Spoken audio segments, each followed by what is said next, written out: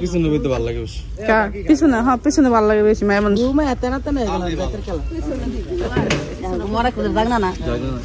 এখন আর ঘুমের টাইম হয়েছে একটু 1 ঘন্টা ঘুমাইবো না একটা 2-3 ঘন্টার ঘুম দেয় দিনের বেলা। আর একটু মেঘলা মেঘলা করতেছে আকাশ, মনে হয় বৃষ্টি আসবে, তো ওই জন্য বলতেছে চলো যাবো যেহেতু তাড়াতাড়ি চলে যাই। কি বাবু ইয়ে দেবো না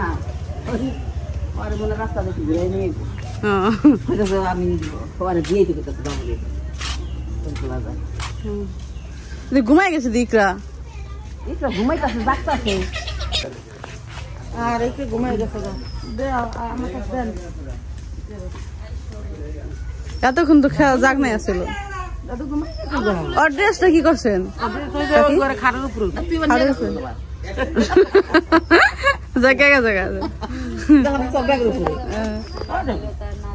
ড্রেস নিয়ে কি করবো হে কি ফেন তারবো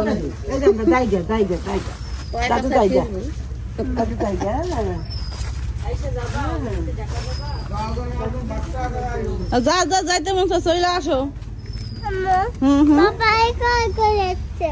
একা একা গেছে ওই যে তোমার ভাইয়া চলে যাবে এখনই ঢাকায়। তোমার সাথে পরে যাবে, আবার আসবে না, আবার আসবে না তখন যাবে না, নেওয়ার জন্য পাগলামি শুরু করে দিচ্ছে।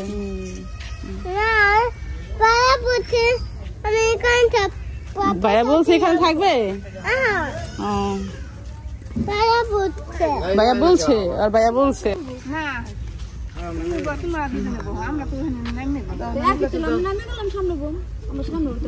পিছনে বইতে ভালো লাগে বেশি। পিছনে হ্যাঁ পিছনে ভালো লাগে বেশি মেহমান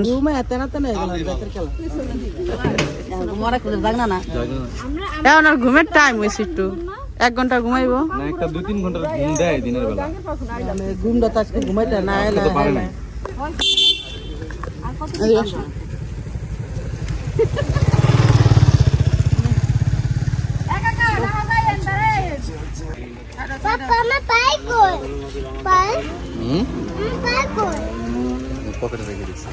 নদী ভাঙন দেখতে ওরে যেদিনকা ভাঙছিল এদিকটা বেশি এসেছিল, হেন্দা যাওয়া যায় না, এত পরিমাণ গাড়ি গেছে। হ্যাঁ ওই যেদিনকে বাংলা যেদিনকে ওদিনকে অনেক গাড়ি গেছে, হেন্দা যাওয়া যায় না দেখি। টাটা একরাকো চলো আমরা জায়গা বাসাতে কিছু নাই, বাসা আছে না, ড্রেস আছে না, চলো আমি নেই বাসা থেকে ড্রেস। আর বাসাতে কি করব আমরা, চলো ড্রেসটা পরে নিয়ে আসি। ভাইয়ার ভালো লাগে না গরম ধর্মে কান দেখাচ্ছে কি কেমন করব। আরে এটা না ওই যে ওইটা তো সেমই তোমরা সেম। ওটা এখন বিরক্ত করে লইব, তাড়াতাড়ি লও। চলো জামা পরে নিয়ে আসি, চলো জায়গা। ভাবিরাও চলে গেছে আমাদের আগে, সবার আগে গেছে ভাবি, ভাবি আর বিলাল ভাই হেরে গেছে গা, তারপরে কাকে গেলে এখন আমরা যাবো। গরম অনেক, চলো সন্ধ্যা যাবো। এরপর আবার 10 মিনিট এখানে অপেক্ষা করলে সন্ধ্যা যাবে। হ্যাঁ চল আপনি চল। রোদ আর কইমা দেখে না, এই যে মনে হয় আধা ঘন্টা মানে হইলো যে রোদ কমছে, শেষ গরম দিয়ে যাইতেছে। না আর বাসায় ছিলাম অনেক, আমরা সাথে গেলাম কাপড় চোপড় দিতে লেগা কালকে, কালকে অনেক বাতাস ছিল, কিন্তু রোদও তো ছিল, বাতাসও ছিল। পরে যাবো মা,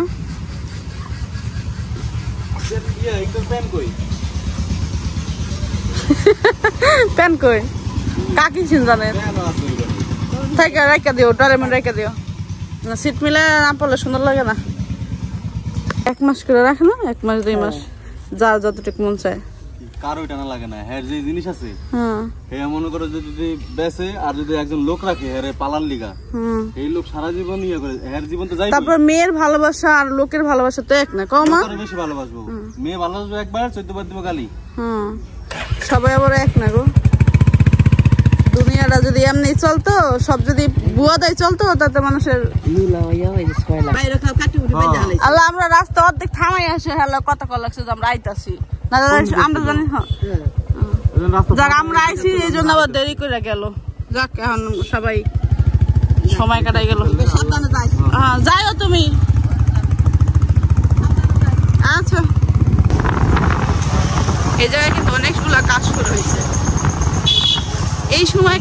হয় কোন জায়গায় কাজ করুন কোন জায়গায় কাজ করুন কোন পদ্মার পরে মাঝে পদ্মার পরে কাজ শুনেছে এই যে এখানে অল্প অল্প আছে কাশফুল কিন্তু ওই যে সামনে ব্রিজের বুগালো আছে জানো ব্রিজে অনেক কাশফুল যতটুকু আমার ধারণা এর আগের বার দেখছি যে চলে আসলাম বাসায় আমরা আবদিয়া গরমে পুরো পাগল হয়ে গেছে ইকরারও সেম অবস্থা তো আমরা আসার আগে কিছুক্ষণ আগে হলো কারেন্ট চলে আসছিল এই জন্য একটুখানি আরাম থেকে আসছে চলো চলো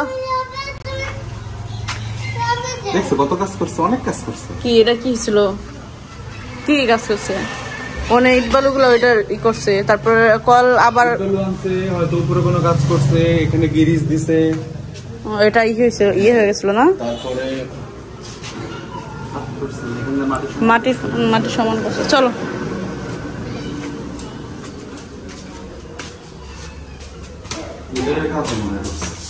এই দেখা যাচ্ছে কাজ করছে এদিকটা আমরা চলে এসেছি আমার ময়না এসে গেছে খুব মিস করতেছিলাম আমরা আপার বাসায় রেখে আমরা চলে গেছিলাম আমার ময়না তো ঠান্ডা হয়ে গেছে বাইরে বাতাস হ্যাঁ পা ঠান্ডা আছে উপরে অনেক গরম আম্মু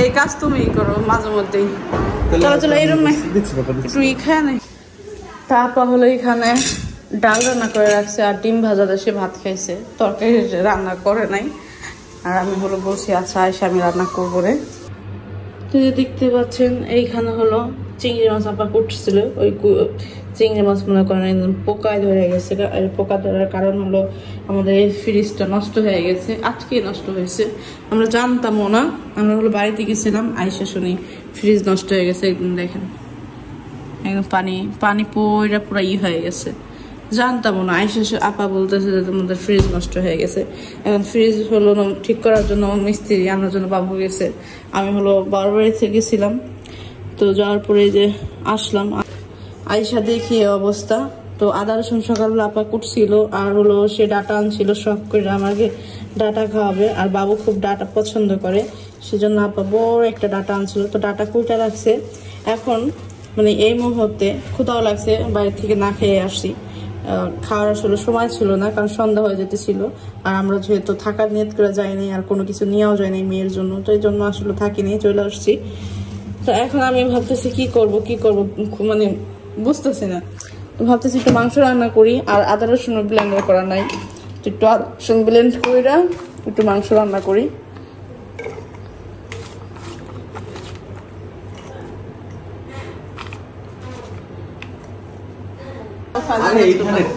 এই পাশেরটা হ্যাঁ এই যে এখানে হলো ফ্রিজটা ঠিক করতেছে 5 মিনিটের কাজ না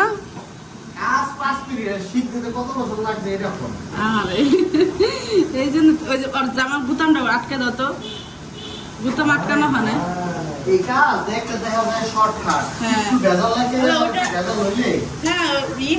নষ্ট হয়ে যাবে পুরা বাস্ট হয়ে যাবে তার দেখতে হয়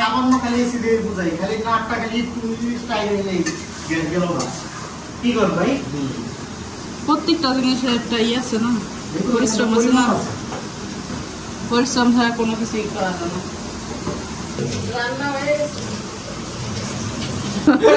ভাত খাবা না তুমি নাকি বের বিদায় দিয়ে খাবা আচ্ছা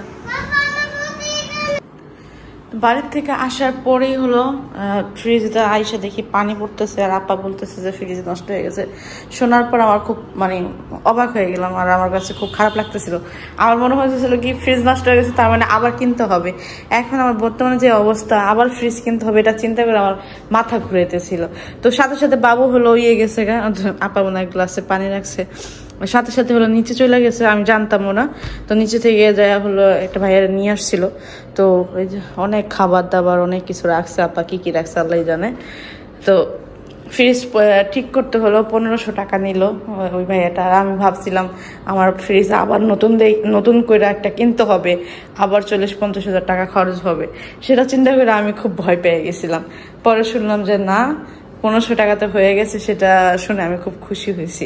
আসলে এটার প্রতি আমার কোনো ওরকম কোনো ধারণা ছিল না। তার মধ্যে আবার এটা বিক্রমপুর থেকে আনার সময় হলো আমার এই ফ্রিজের গ্যাস চলে গেছিলো। ওই যে ভাইয়ারা হলো উলট পালট কইরা হলো যে ফ্রিজটা আনছে তো নৌকা দিয়ে, মানে ট্রলার দিয়ে, তখনই ফ্রিজটার অবস্থা খারাপ হয়ে গেছিলো।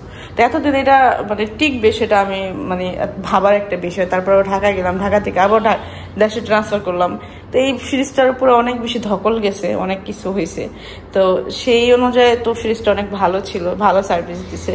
তো হঠাৎ করে এরকম হয়েছে। যাই হোক, মানে এত কম টাকা এটা ঠিক করতে পারবো সেটা আসলে আমি মানে অবাক হয়েছি। তো বাবার বাড়ি থেকে আসার পরে এই কাহিনীটা হইলো আমাদের ফ্রিজ নিয়ে। যাই হোক, আলহামদুলিল্লাহ অল্প টাকা হয়ে গেছে। তো এই ছিল আমাদের অবস্থা। এখনো খাওয়া দাওয়া হয় নাই, তো বাবু আসলেই হলো আমরা সবাই মিলে একসাথে খাওয়া দাওয়া করবো। আর ইকরা ঘুমাইতেছে, সবকিছু একদম নিটল।